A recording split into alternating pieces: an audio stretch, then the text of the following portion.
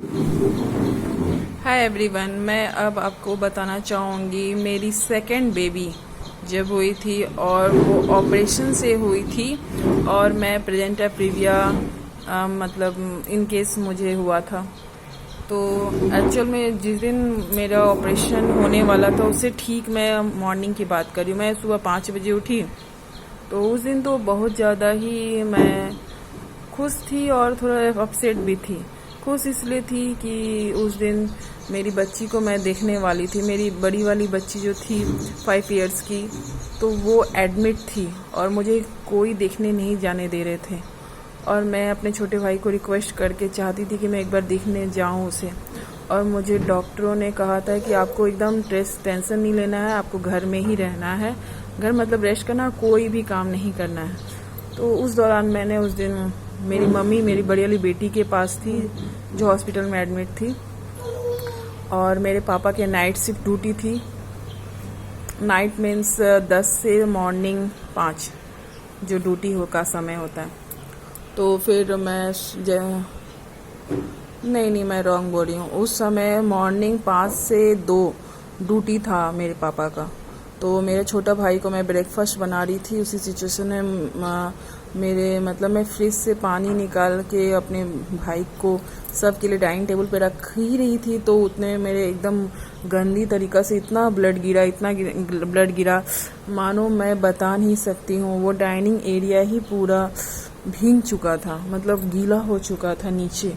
और बिना ब्रेक का, जैसे नल से पानी जैसे गिर रहा है वैसे ही धड़ाधड़ एकदम ब्लड सेल बहुत सारी मात्रा में गिरने लगी। फिर मेरा छोटा भाई अचानक आया, मुझे देखा तो वो भी शॉक्ड हो गया, समझ नहीं पा रहा था वो क्या करेगा वो। तो वो ऑलरेडी शॉक में था। तो उसने क्या किया, कैफ को बुलाया। फिर मैं और मेरे भाई के साथ उसने क्या किया, एक चादर लिया और वो कार में वो बिछाया, उस पर मैं बैठी ताकि वो एरिया गीला ना हो। फिर मैं ऑपरेशन थिएटर में गई। फिर सिस्टर ने मुझे सारे पूछे कि क्या हुआ, नहीं हुआ, कैसे हुआ। तो मैं उसे बताई कि मैं प्रेजेंट प्रीविया मैं हूँ और अचानक मुझे ब्लडिंग बहुत मात्रा में गिरने लगी। तो फिर उन्होंने मुझे बैठाया और फिर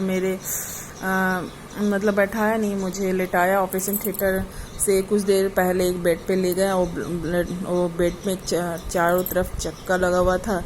फिर वो वहाँ से मुझे लेके गए, बच्चे को चेक करने के लिए एक मशीन लगाई गई। और फिर मुझे मेरा ब्लड टेस्ट किया गया, ब्लड टेस्ट की रिपोर्ट के लिए ले जाया गया। और फिर जहाँ से बच्चा होता है वहाँ से अपना हाथ डाल के वो लेवल देखने लगे कि बच्चा कितना आया है या कितना ब्लड और निकल सकता है, अंदर में जाम है, वो टेस्ट करने लगे।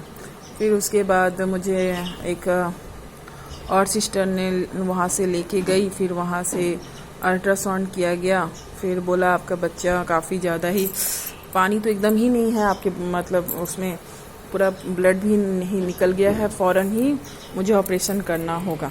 तो आप क्या चाहती, ऑपरेशन करना चाहती है या नहीं? हम बोले ऑफ कोर्स मैडम, मैं ऑपरेशन करना चाहती हूँ।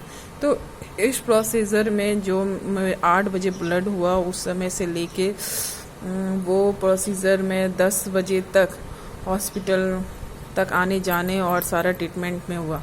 फिर ब्लड बैंक से ब्लड लाया गया, इमरजेंसी कॉल करने के लिए मेरे भाई को गार्जियन के रूप में सिग्नेचर लिया गया। उस दौरान मैं तो एडमिट हो ही गई थी, मेरी बड़ी वाली बेटी भी एडमिट थी।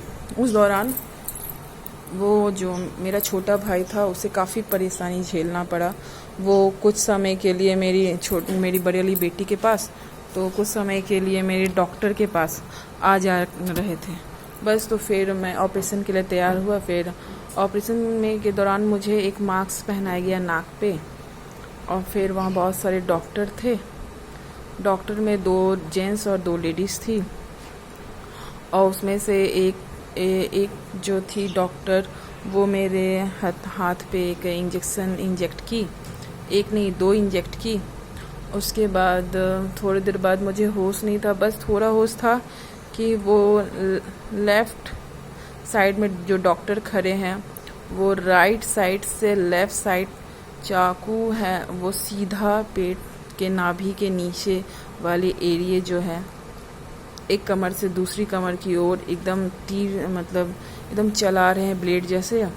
और बस फिर मैं थोड़ा ब्लड देख रही थी और सब मुझे धुंधला दिखने लगा और फिर मैं बेहोश हो गई। फिर जब मैं होश पे आई तो फिर उन्होंने मेरे मुंह के अंदर में जो पानी का प्रेशर डाला और उसके बाद मुझे वार्ड में ले गए। मुझे पता ही नहीं चला, 8-9 घंटे बाद मुझे होश आया। तब तक मेरी मम्मी ने मेरी छोटी सी बच्ची को संभाला हुआ था। तो ये सब कंडीशन मैं बता रही हूँ कि जब बच्चे जो ऑपरेशन के टाइम होता है उस समय तो माँ को रियलाइज़ भी नहीं होता है कि कैसे बच्चा हो गया, लेकिन जब नॉर्मल डिलीवरी होता है उसमें पूरा A से Z तक माँ को पता होता है कि बच्चा किस हिसाब से निकल रहा है, किस हिसाब से पेन हो रहा है, किस हिसाब से एक एक हड्डी और एक एक लम्स और इतना पूरा बॉडी पेन हो रहा है, वो मैं बोल ही नहीं पा सकती आपको। वो माँ ही याद होगा जो डिलीवरी के टाइम जब बच्चा हो रहा होगा, वही जान सकती है। और मैं आपको इतना क्लियरिटी से और बता भी नहीं सकती जो समय का पेन होता है। बस तो इतना मेरा एक स्टोरी है। अगर ये आपको अच्छा लगा तो लाइक कीजिएगा, सब्सक्राइब कीजिएगा। Thank you.